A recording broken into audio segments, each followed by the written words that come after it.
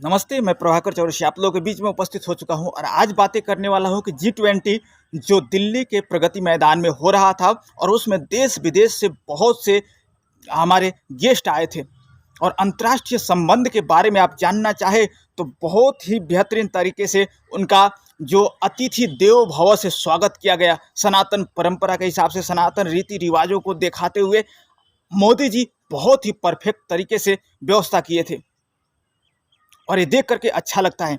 हम नेपाल में भी ऐसे ही करना चाहते हैं और करते भी हैं, क्योंकि अंतर्राष्ट्रीय संबंध जितने मजबूत हो उतना ही उस देश को फायदा होता है। क्योंकि अंतर्राष्ट्रीय संबंध मजबूत हो तो हम एक दूसरे देशों से सहयोग करके, एक दूसरे देशों का हम आदान प्रदान करके, निर्यात और आयात करके हम अपने देश को चला सकते हैं। हम अपने देश के जीडीपी को बढ़ा सकते हैं।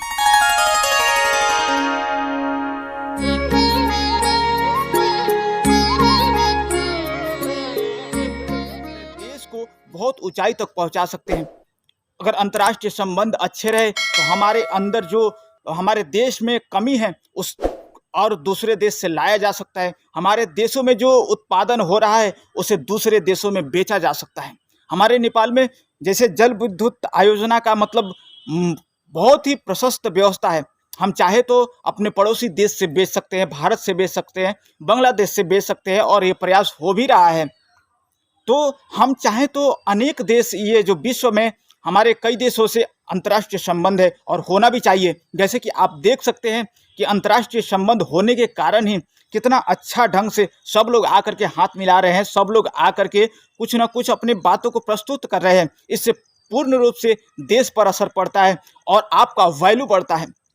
जैसे भारत में ये लोग अंतर्राष्ट्रीय संबंधों को निभाने आए हैं, ये लोग जैसे भारत की चीज़ों को, संस्कार और संस्कृति को देख करके आए हैं। अगर भारत से कोई भी उनके देश में जाता है तो उनके प्रति मोदी की छवि बैठता है और मोदी का किया हुआ ये अतिथि देवो भव का स्वागत उनके मन में बैठा हुआ है और वो उसके देश के नागरिक का सम्मान करते हैं। इसी कोई भी देश का नागरिक जब सशक्त हो, जब शिक्षित हो, जब अपने आप में आत्मनिर्भर हो, वो उस देश का जीडीपी तो बढ़ेगा ही, उस देश का विकास तो होना ही होना है। इसलिए हम कहते हैं कि कोई भी देश हो, उस देश का जो जीडीपी है बढ़ना ही चाहिए और अच्छे से रहना चाहिए। हम अपने देश को, नेपाल को भी बहुत ज़्यादा विकसित बना सकते हैं, बहुत ज़्यादा अच्छे से रख सकते हैं। क्या हम अपने नेपाल के लिए इतना भी नहीं कर सकते हैं? यदि हम सच में नेपाली हैं तो अपने देश को विकासोन्मुख से विकसित देशों में हमें लाना ही होगा। हम नेपाली हैं, क्या नहीं कर सकते हैं? हम विदेशों में जा कर के उतना मेहनत मजदूरी करते हैं दूसरों के लिए, तो क्या अपने देश के लिए कुछ नहीं कर सकते हैं? क्या अपने देश विकास के लिए काम नहीं कर सकते हैं? अगर कर सकते हैं, सच में अगर आप देशवासी नेपाली हैं तो आइए इस प्रयास में जुड़ते हैं। हम अपने देश को सबल और सक्षम बनाते हैं, अपने देश को और भी अंतर्राष्ट्रीय संबंधों को मजबूत करते हुए अपने देश को उच्चतम गौरवान्वित पदों पर पहुँचाते हैं। हमारे देश के जो नागरिक हैं वो खाड़ी मुल्क में ना जाने पाए। हमारे जो देश के नागरिक हैं उन लोगों को दर दर के ठोकरें ना खानी पड़े, उन लोगों को रोजगारी मिले, उन लोगों को वैल्यू पूरे देश में, पूरे विश्व में बढ़े। ऐसा हम भविष्य चाहते हैं नेपाल का।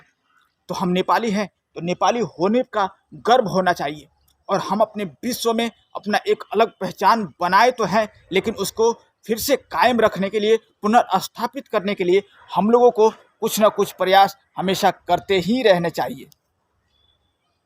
तो हम नेपाली हैं, इस बात का पूरे विश्व को पहचान दिलाएंगे और हमें खुशी लगता है, हमें अच्छा लगता है कि कहने में अच्छा लगता है कि हम नेपाली हैं।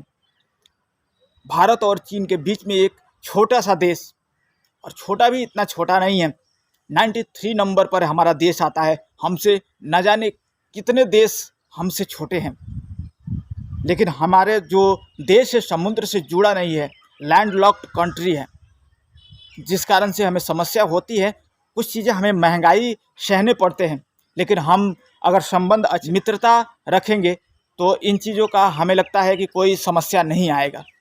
और होना भी चाहिए कि हम लोग मिल करके काम करेंगे। हम लोग छिमेकी राष्ट्र से अगर अच्छे संबंध रखेंगे, पूरे वैश्विक तौर पर हम संबंध अच्छे रखेंगे, तो क्यों नहीं हम अच्छे काम कर सकते हैं, आगे बढ़ सकते हैं।